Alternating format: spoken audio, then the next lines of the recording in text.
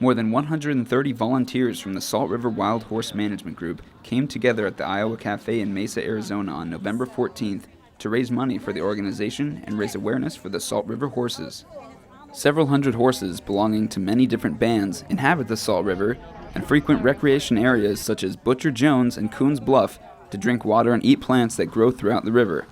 However, due to the increasing population of the horses, the Tonto National Forest Service issued a notice of intent to impound livestock for horses in late July. The Forest Service conducted a land survey in 1973 to determine which animals lived along the river, and concluded the horses found there belonged to ranchers and native tribes. As a result, the horses that live in the area today are designated by the Forest Service as unauthorized livestock under the Wild Free Roaming Horse and Burro Act of 1971, meaning the Forest Service has no authority to manage the horses. Because the Forest Service considers them unauthorized livestock, our option was to round them up and turn them over to the state, because under state statute, that's who's responsible for unauthorized livestock. The public and the Salt River Wild Horse Management Group reacted quickly to the roundup notice, and the Forest Service issued a postponement of the roundup August 18th for 100 days, with an additional 30 days for a public notice in order to work with various parties to determine a solution. Here at the Arizona House of Representatives, Arizona Representative Kelly Townsend has been involved in the negotiations dealing with the horses.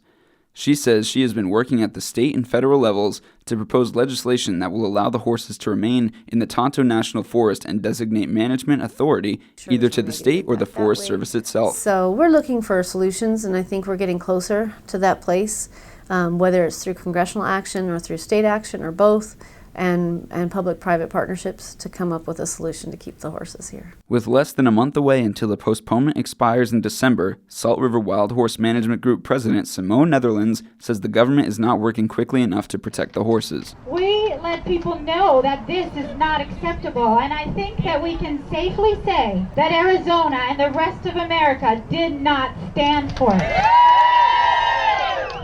They gave a postponement of 120 days when we were negotiating with them, and that postponement ends December 18th. So we're all getting pretty nervous for that, and we've asked the Forest Service for yet another postponement because not much progress has been made so far. To call attention to the horses and the end of the roundup postponement, Netherlands and her organization's members took to the streets in a peaceful protest. The horses are wild.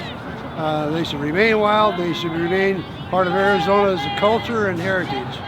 While the Forest Service has said there will not be a roundup after the postponement ends on December 18th, the horses still remain unmanageable under current legislation.